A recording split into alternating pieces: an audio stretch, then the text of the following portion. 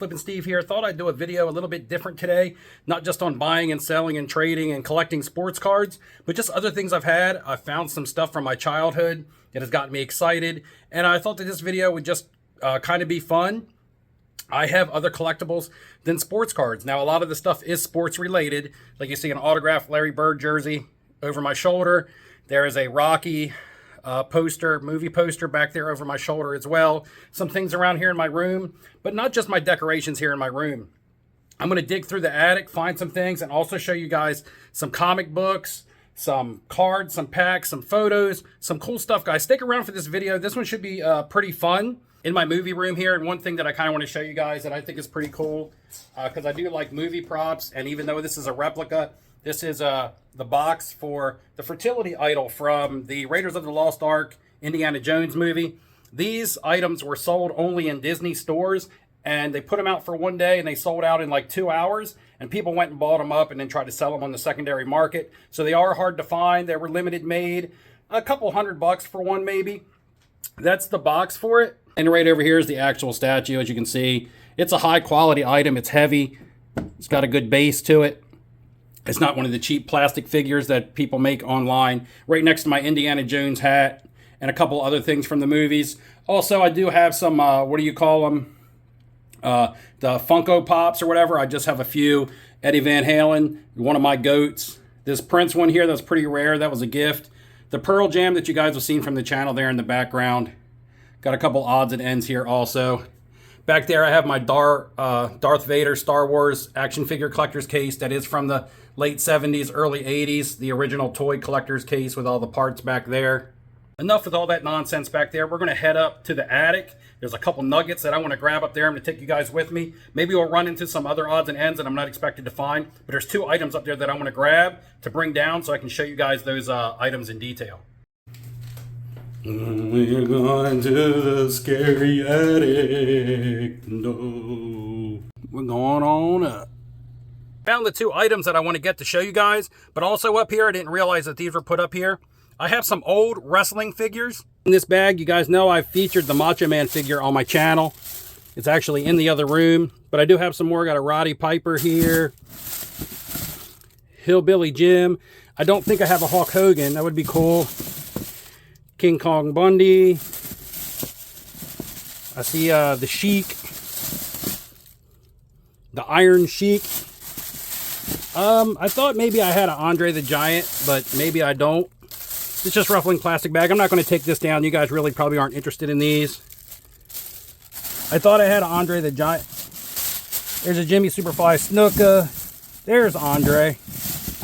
I remember having Andre the Giant. And there's my Andre the Giant figure.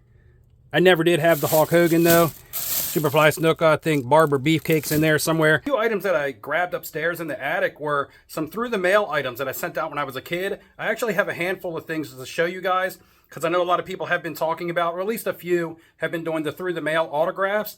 And I used to do that a lot when I was younger, back in elementary school and such. That's the only way that I could reach out to my favorite players. So I have some stuff that I found in my attic that I want to show you guys. First, I want to show you guys a cool poster that you may know nothing about, but I'm putting this poster in this video because I want to ask you guys if you're familiar with this poster and what I might be talking about. This poster here is one of my favorite items in my room here. This is a James E. Straight Show's Carnival poster from 1977, promotional poster that I bought and hung up. And you may be saying to yourself, who the hell is James E. Straight Show's? Quick rundown. They are the largest traveling carnival that travels by train. So all of their midway items and things travel on a train. They come from Florida to New York and back just for the summer months. And this is the carnival that used to set up in the small town that I grew up in. So it's very nostalgic to me because they stopped coming around in like the 90s. And I hunted this poster down from someone who buys and sells memorabilia for like circuses and amusements and such, and they happen to have this. It's not super valuable monetary wise, but I love this. I wanted to show you guys this because I want you to comment below if you're familiar with straight shows. If you don't live in the South or the East Coast, on the East Coast, you probably have never heard of them. I'm very interested to find out if you guys are familiar with straight shows at all. Please comment below if you are. Next, we're going to take a look at a couple of my comic books that I still have remaining. This is my Star Wars #1 in a 9.6, white pages. And right behind it is the number 2 in a 9.6 white pages. Not sure the monetary value on these. Probably about $700-800 a piece right now. Not sure. I'm giving that price because that would be down from the original prices or the boom prices. Just kind of giving an estimate. Who cares anyway?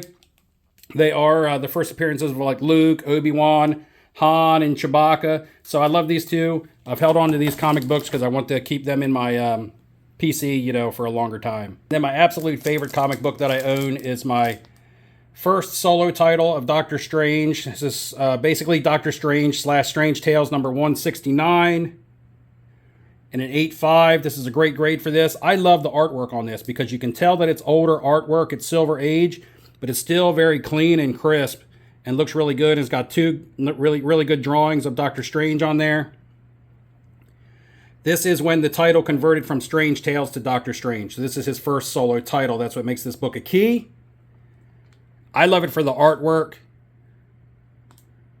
So, my Doctor Strange, number 169. The photo there in the background, get into that one in a minute. Next, I want to talk about my 2 Return of the Jedi packs. These are the only graded packs that I have. And these are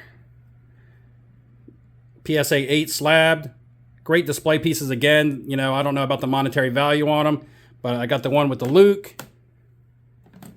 And then the one with the Vader. I do believe there also may be one with an Ewok on it, but I wanted the Luke and the Vader just to put away with my Star Wars stuff. We got some other cool items coming up. We'll go ahead and take a look at this photo here, guys. This was a through the mail photo from when I was a kid. Got this through the mail. I sent off to the Lakers saying that I was a fan. I wasn't a huge fan, but the Lakers organization sent me back this 1991-92 Los Angeles Lakers photo. And so I must have been an early teenager when I got this. Signed by James Worthy. I don't see Magic Johnson in the photo here, so he must be missing, or maybe he was not on the team by that time. I'm not super familiar with the year of when he left the team. But just a cool photo. Maybe this photo alone would have some standalone value to a Laker collector. I still have the envelope for this. I just have to find it because I remember the envelope was stamped the Forum, I don't know if it was Western Forum, the Great Western Forum. I know it was stamped with something, the Forum on it. And I think it said Great Western Forum because that was the return address on it.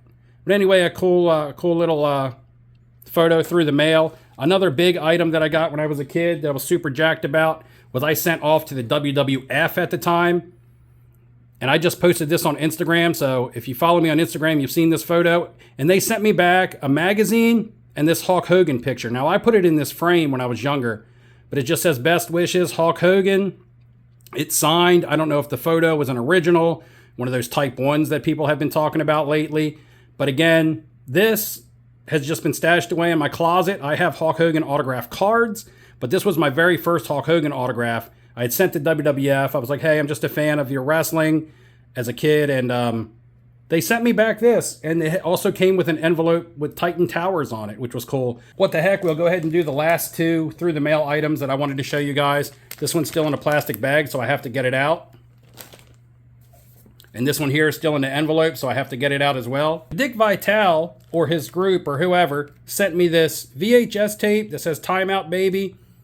I guess it's some sort of college basketball VHS tape. I never opened it or watched it. It still has the seal on it. And then with that package also, he sent me his book, Vitale, just your average bald one-eyed basketball wacko. And he also signed the inside cover.